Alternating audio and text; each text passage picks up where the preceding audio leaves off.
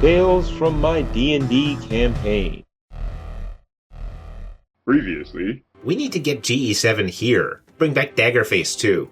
Dwarf Daggerface. Yeah, definitely. The party arranges to teleport to Bankton, pick up Dwarf Daggerface and the safe deposit box. From there, they'll ride to Corso's Chasm to meet up with their Warforged friend. The tough part was figuring out who would go. In the end, Angel and Mora stay to hold the fort.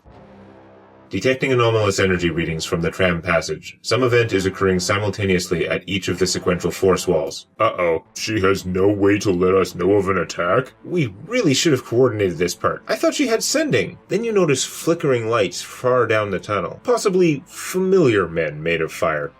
Have we fought fire elementals? Yeah, way down the tunnel with the goo men. The goo people did have a note on them that someone wanted to capture one of the trams to go north. I can't believe you can't cast sending. I would have left you a scroll. The bad stuff always happens to you guys when Angel's not around, right? Well, Angel's around. She should be fine. I cast improved invisibility. The force field fizzles and goes down, and the elemental rock guys earth glide into the tunnel, heading north towards Polaron. As a rock guy moves into range, Angel attacks, able to stay invisible while doing so because she's using the improved version of the spell. The first one is blown apart by the cold damage from her weapon crystal, leaving behind one of those dangerous puddles of lava, dealing continuous damage, which she could ignore thanks to the fire resistance of her aberration handler's gear. However, despite these things being minions at this level, in my 3.5 adaptation, have a handful of hit points, and these particular ones are both immune to fire and sneak attack, and have a small measure of damage reduction against physical attacks. This means the assassin needs to roll above average on her 1d6 cold, or near max on her physical damage, in order to one-shot them. And as they come to her,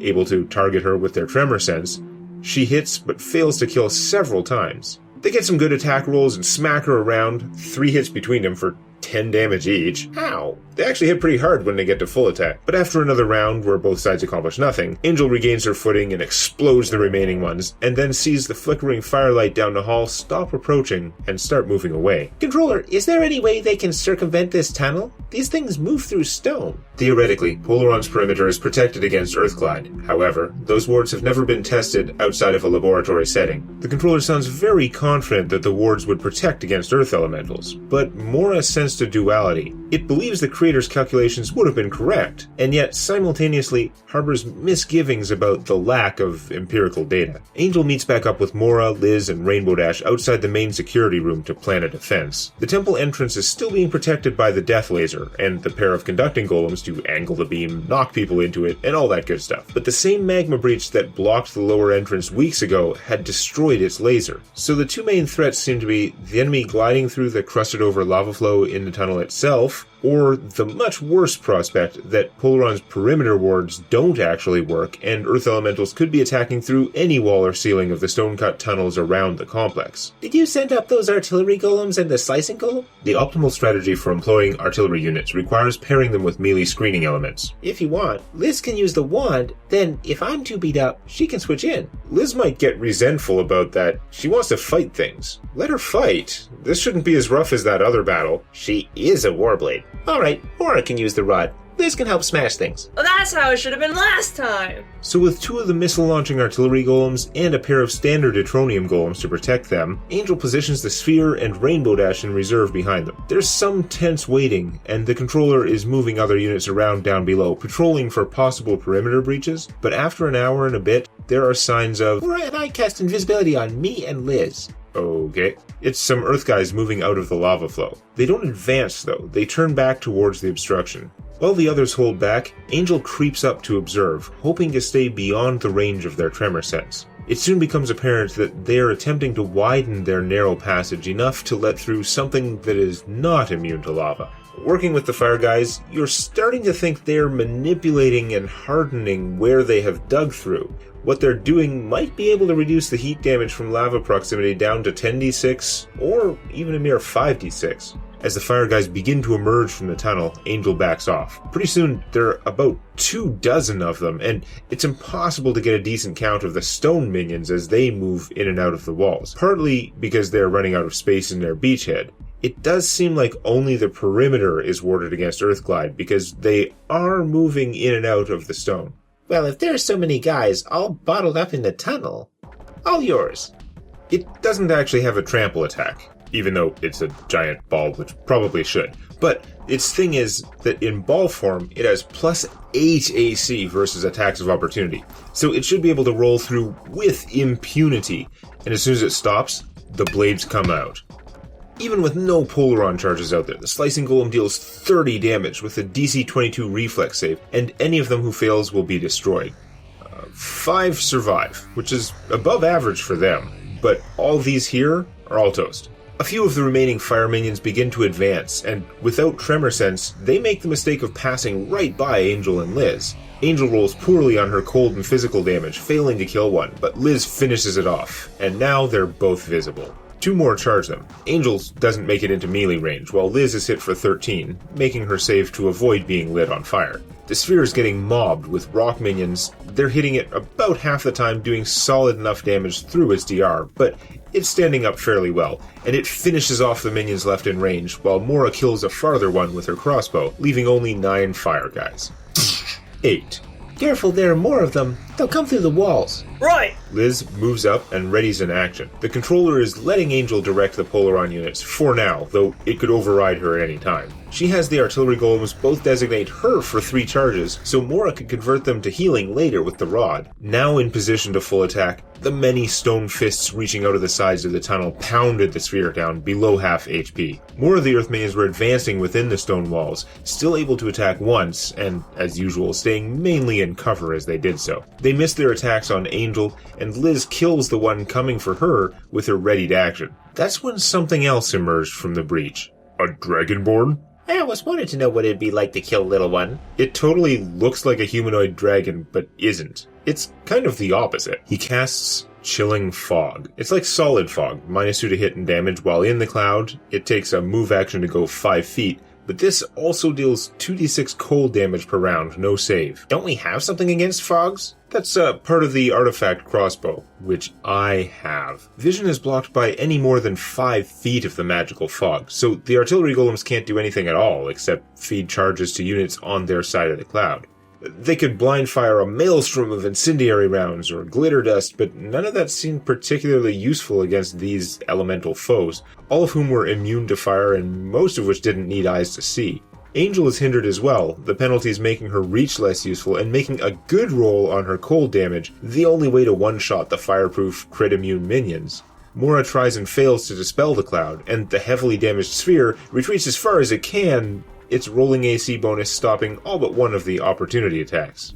It then takes some electrical damage, hit by some attack from outside the cloud. Another bolt of blind-fired electricity does hit Angel square, but she laughs off the easy reflex save. The cloud rolls a mere 4 cold damage for the second turn in a row, but that would have been enough to kill the rock guys, who had apparently backed off into the walls, not attacking to avoid exposing themselves. As Angel reaches the forward edge, she drops a lower-level fog cloud spell on the enemy caster. What is this, the Fog Wars? The Cloud Wars, trying to make this as long and boring as possible for the players not involved. This place is such a pain in the ass. I know. There's a fiery, windy sound, and Angel's fog spell is dissipated. You know, your cloud's in the way, too. Did you see all the big machines back there? We're almost out of firelings. I know. I'll be summoning for days. You, whoever up there isn't a machine. We don't have to do this so adversarially. We could cut some kind of deal. All we want is access. Access to what? What do you think? The ley line. Let me think about this. No! We really have a lot of these guys. We'll get through eventually. It's just wasting everybody's time. You can even keep the place when we're done. They have a lot of those guys. You have a lot of these guys. Mora tries again and successfully dispels the freezing fog, and the whole battle changes. The second, much bulkier Dragonborn spins around and sends out a fire blast with a maneuver, burning a hole in the Slicing Golem, finally causing it to break down. There, that's one thing done with. Earth elementals start attacking out of the wall again, and the remaining fire ones charge up the hall with the stronger of the 2 Dragonborn right behind them. But with the sightlines clear and targets actually worth prioritizing, the artillery golems and their melee screen finally get into the fray. Each artillery unit designates one of the Dragonborn for 3 Polaron charges, though the spellcaster manages to dodge, and a massive incendiary barrage shows that though the warrior is very resistant to fire, he's not immune, taking a tiny amount of damage. Do not be concerned. You have been designated as a non-target. Right. As the rock guys attack the constructs, they have very little success thanks to the 30 temp HP shield being generated by the invisible hemisphere crawling along the ceiling. Liz isn't so lucky. Unfortunately, the shield doesn't protect Polaron's biological allies. In fact, even the Warforged back in the day needed modifications, a special Warforged feat, in order to benefit from the energy shield. You bastards! I'm gonna find out where in the wall your crotch is! Such a pain. Your minions are going up in flames. Like your career. They have a self-destruct. How valuable to us do you think they are? Rather than charging past the choke point where she'd be all exposed, Angel held position amongst the wall of blue metal and green muscle. The Dragonborn warrior runs up and struggles with Liz, managing to hurl her towards Angel using a lesser martial throw maneuver, allowing the caster to hit them both with a cone of not lightning. What? Looks kind of like purple lightning, but instead of damage, everyone in a 30-foot cone must make a fortitude save. Angel and Liz each suffer -6 strength for 4 rounds, or 2 rounds if you save.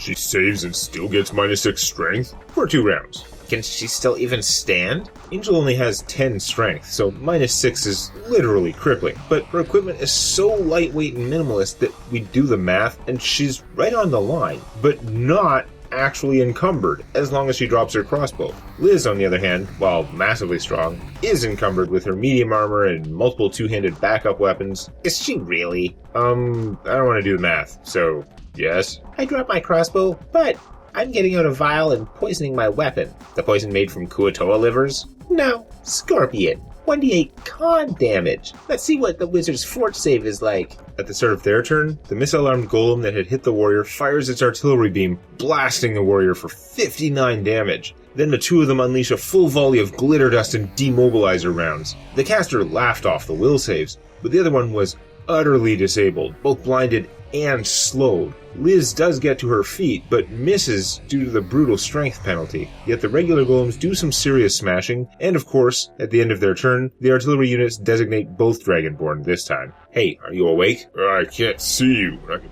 barely move. Look, I'll make this very simple. We don't want to kill your people. Your machine attacked us first. We don't even want to take over your facility. We'll just leave when we're done. Luckily, they don't understand how those charges work, because one of them's about to die. He can see that Angel is uninterested in his arguments, though, and changes tact. Fine. From what little I've heard, your group see yourselves as heroes. I assume you want to avoid civilian casualties. I don't want to do anything unpleasant, but we really need access to the ley line, and technically, we have a hostage. 2 rock minions emerge from the hardened lava passage, holding a statuesque but tired-looking human woman. Oh god, is he appealing to the wrong party member? Oh, my heart bleeds. It's no one you've ever seen before. She's a fairly attractive human woman, though pretty disheveled, which makes sense if they were marching the tunnel.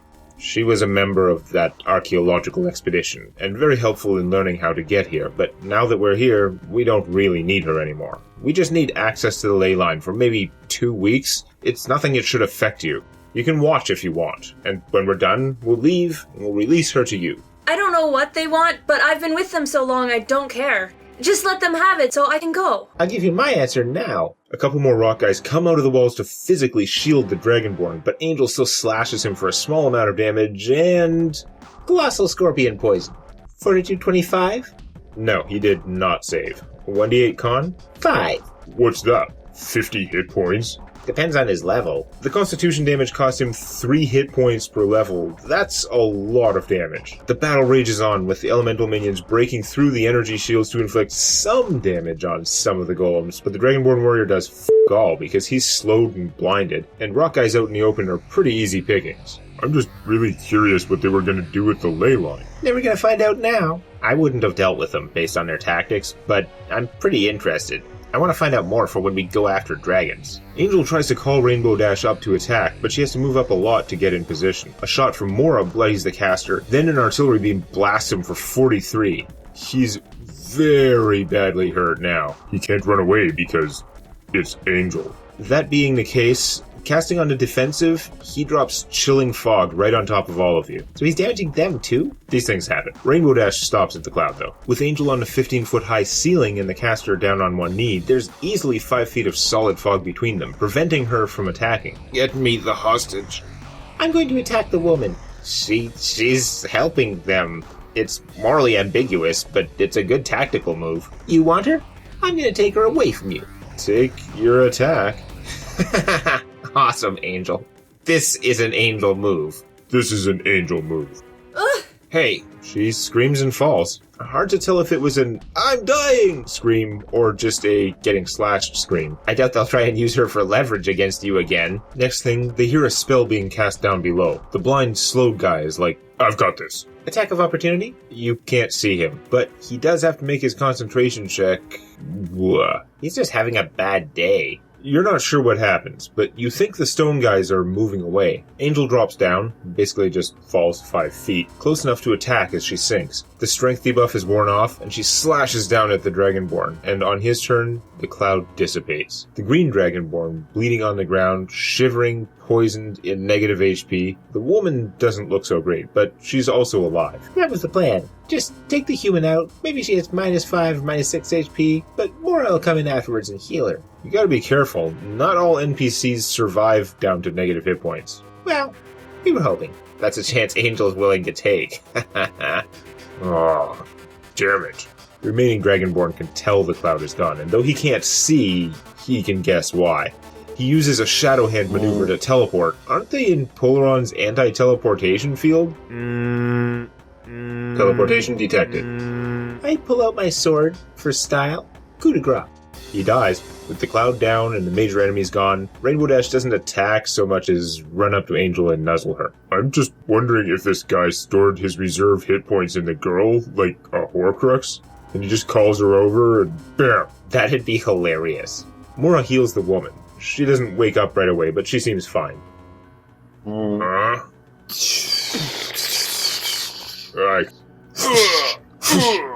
Okay, now I give him my offer. You have 2 options.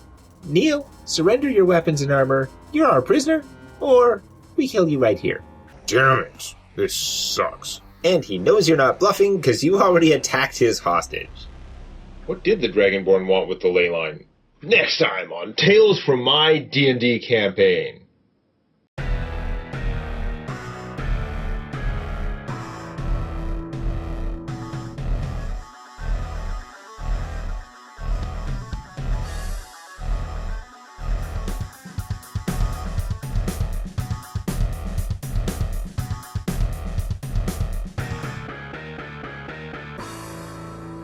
The issue still remained. The party couldn't risk teleporting back to Polaron with Dwarf Daggerface and GE7 until they could find a way to assure themselves the Warforged had not been possessed by a Dark Ancient.